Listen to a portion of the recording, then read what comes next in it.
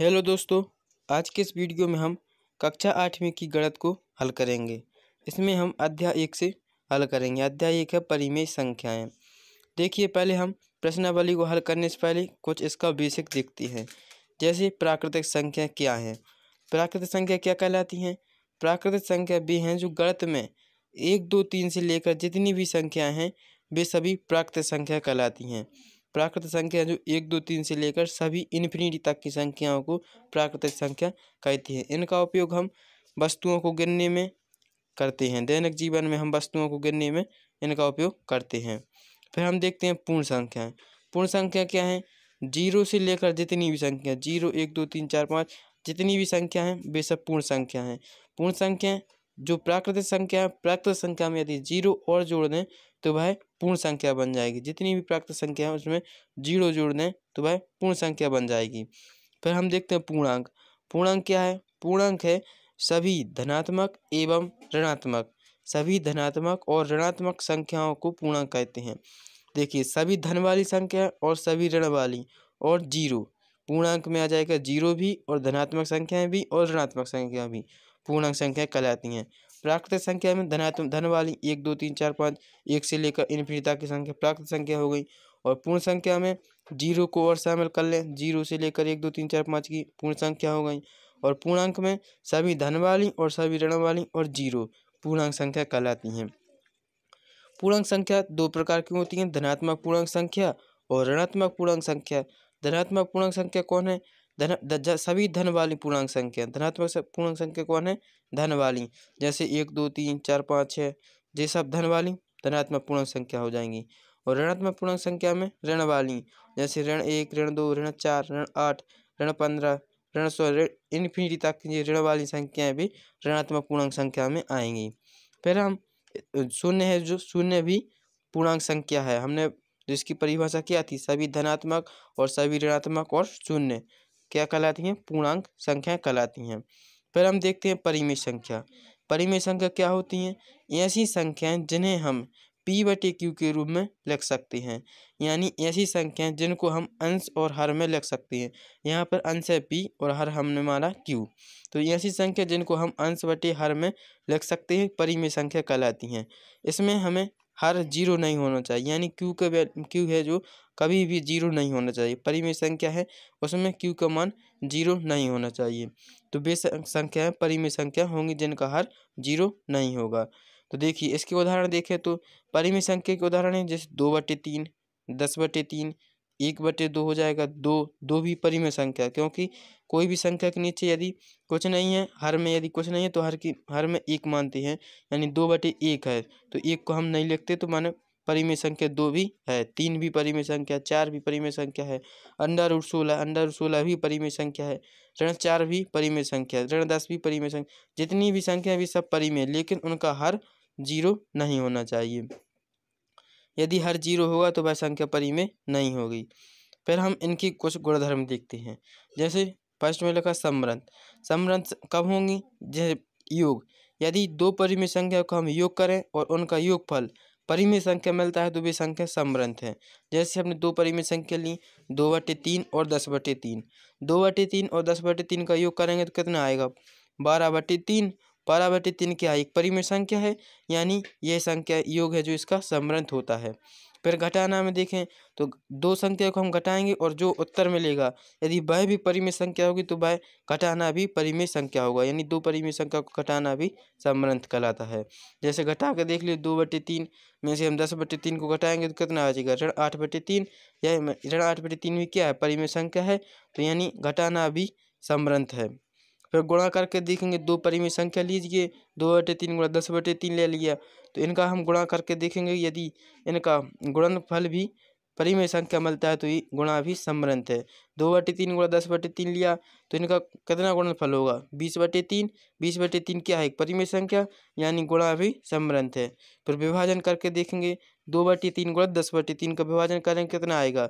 2/10। 2/10 भी क्या है? एक परिमेय संख्या है, तो यानी विभाजन भी इसका समृद्ध है। इस तरह से हमें देखेंगे। क्रम विनिमयता का नियम। क्रम विनिमयता का नियम क्या होता है कि जो संख्या दी उसको पलटना। जैसे हम संख्या मानते हैं ए और बी, ए प्लस बी, तो ए प्लस बी का क्रम विनिमय नियम क्या होगा, बी प्लस ए, क्योंकि संख्या को पलटेंगे। क्रम विनिमय नियम क्या है, संख्या को पलटना। जैसे ए प्लस बी का हुआ बी प्लस ए। तो अब हम योग में देखेंगे कि क्रम विनिमय का नियम होता है कि नहीं। परिमेय संख्या में योग में देखेंगे कि क्रम विनिमय के नियम का पालन हो रहा है कि नहीं। जैसे हमने कोई दो परिमेय संख्या ली, हमने दो परिमेय संख्या ली 2/3 और 10/3, तो हम इसमें देखेंगे कि यह क्रम विनिमय नियम का पालन करती है कि नहीं। देखिए 2/3 परिमेय संख्या आप कोई भी संख्या ले सकते हैं। जैसे हमने लिया 2/3 और 10/3, फिर ए की वैल्यू हो जाएगी 2/3 और बी की हो जाएगी 10/3, तो बराबर क्या होता है, बी प्लस ए, यानी क्रम विनिमय नियम है। तो इसमें हम मान रखेंगे, जो ए की वैल्यू रखेंगे 2/3 धन बी की वैल्यू हो जाएगी 10/3 बराबर बी की वैल्यू पहले लिखेंगे 10/3 धन ए की वैल्यू फिर 2/3। अब हम इनको जोड़ेंगे, तो इनको जोड़ेंगे कितना आएगा 12/3 और 10/3 धन 2/3 को जोड़ेंगे तो आएगा 12/3, यानी दोनों के उत्तर कैसे हैं, बराबर। तो यानी योग है जो क्रम विनिमय नियम का पालन हो रहा है। यदि इनका योग बराबर नहीं होता तो हम लिखते कि योग इसका क्रम विनिमय नियम पालन नहीं करता, लेकिन इसमें है जो योग बराबर है, यानी योग क्रम विनिमय नियम का पालन करता है। फिर हम घटाना में देखेंगे, तो घटाने में भी हमें दो परिमेय संख्या लेनी है और फिर उनको हल करना है। जैसे हमने दो संख्या ली, तो घटाना में क्रम विनिमय नियम क्या हो जाएगा, ए ऋण बी बराबर बी ऋण ए, तो ए ऋण बी बराबर हो जाएगा बी ऋण ए। तो इसमें हम ए की वैल्यू रखेंगे 2/3 और बी की वैल्यू रखेंगे 10/3, फिर बराबर क्या है बी ऋण ए, यानी 10/3 ऋण 2/3। तो 2/3 ऋण 10/3 को हल करेंगे तो आएगा ऋण 8/3, और 10/3 ऋण 2/3 को हल करेंगे तो आएगा 8/3। तो देखिए एक है ऋण 8/3 और एक है 8/3, यानी ये एक दूसरे से बराबर नहीं है। तो यानी घटाना है जो क्रम विनिमय का नियम पालन नहीं करता, परिमेय संख्या का घटाना है जो क्रम विनिमय नियम का पालन नहीं करता। फिर हम गुणा में चेक करेंगे कि यह क्रम विनिमय नियम का है कि नहीं। तो गुणा में देखिए दो परिमेय संख्या लेना है, आप कोई भी संख्या ले सकते हैं।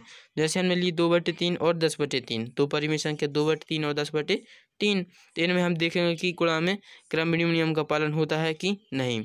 2/3 गुणित 10/3 बराबर लिखेंगे ए इंटू क्रम विनिमय नियम गुणा का क्या होता है, ए गुणित बी बराबर बी गुणित ए।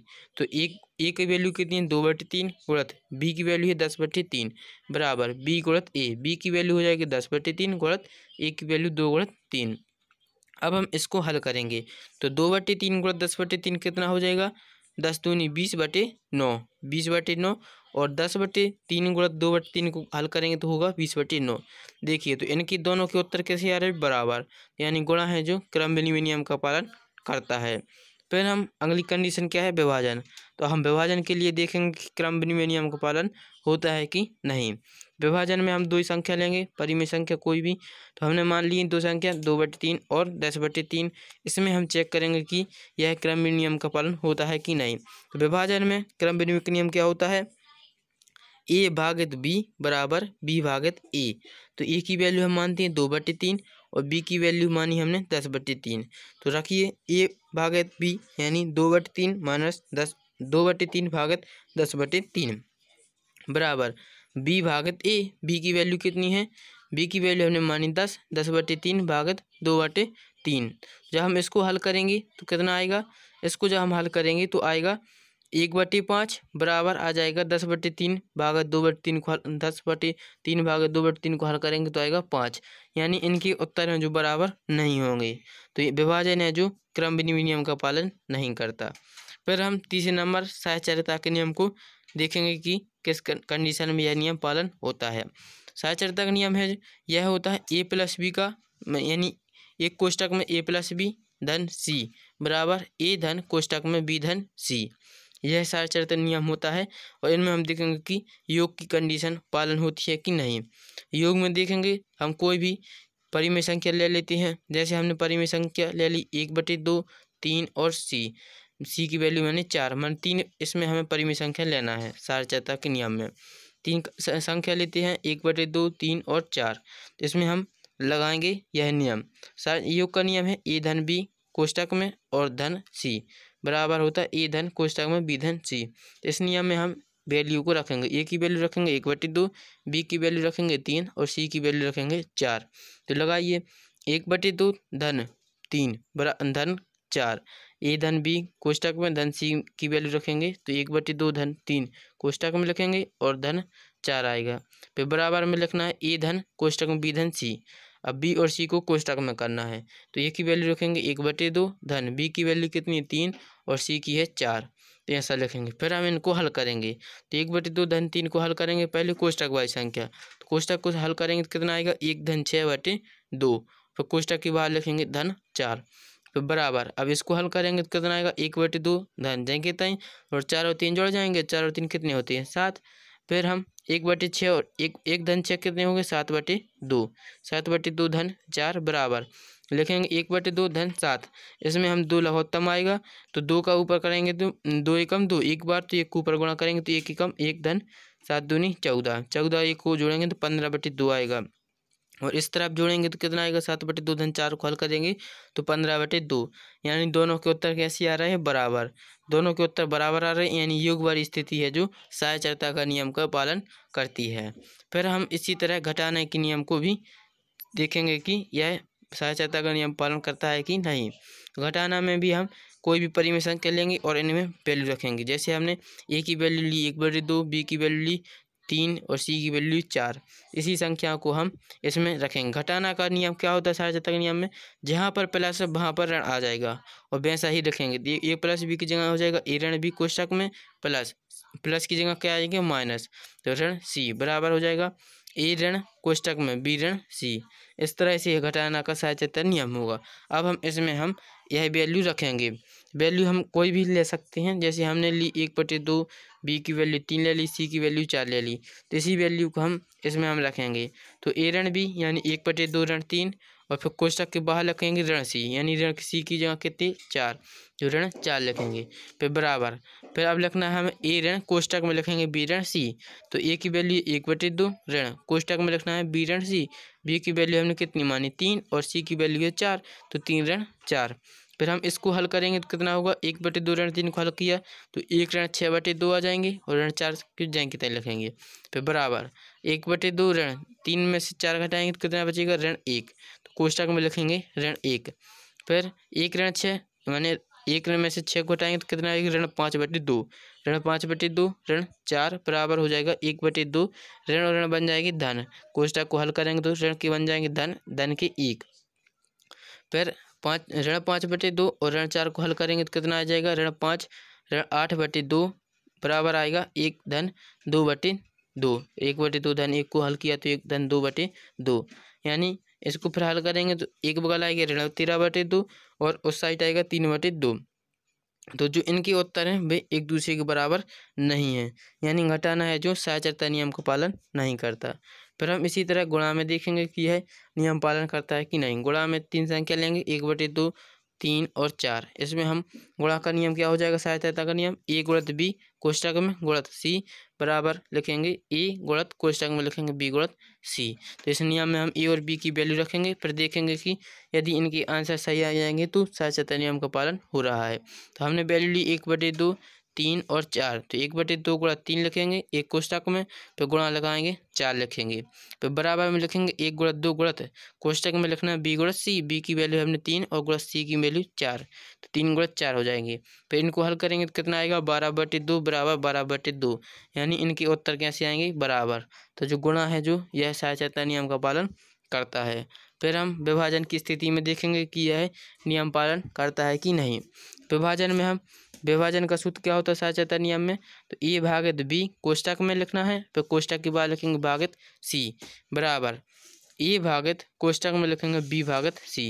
तो यह विभाजन का नियम होता है। तो इसमें हमें ए बी सी की वैल्यू रखेंगे और देखेंगे कि यह नियम पालन साहचर्यता नियम का पालन करता है कि नहीं। तो ए की वैल्यू हमने रखी 1/2, बी की वैल्यू 3, सी की वैल्यू 4, तो हो जाएगा 1/2 भागित 3 कोष्टक में भागित 4 बराबर 1/2 भागित कोष्टक में लिखेंगे 3 भागित 4। फिर इसको हम हल करेंगे तो कितना हो जाएगा 1/2 गुणित 1/3 भागित 3 है जो गुणा में आ जाएंगे तो संख्या पलट जाती हैं, तो 1/2 गुणित 1/3 हो जाएगा। फिर भागित 4 देंगे तहीं, फिर लिखेंगे बराबर में 1/2 भागित 3 भागित 4 थे तो कितना हो जाएंगे 3/4 हो जाएंगे। फिर इसको हम हल करेंगे तो कितना हो जाएगा 1/2 गुणित 1/3 भागित 4 को हल करेंगे तो हो जाएगा 1/6 भागित 4। फिर हम 1/2 भागत 3/4 को हल करेंगे।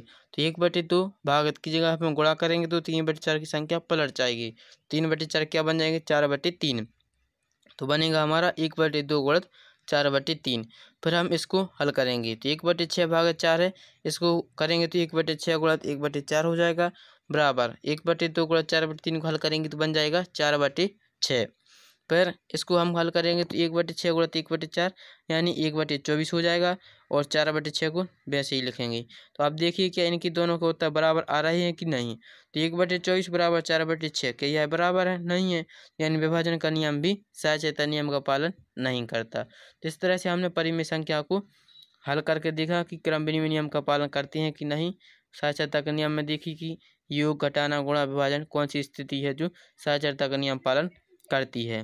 फिर इसके आगे हम प्रश्नावली 1 को हल करेंगे। यदि वीडियो अच्छा लगा हो, समझ में आया हो तो चैनल को लाइक करें और सब्सक्राइब जरूर करें।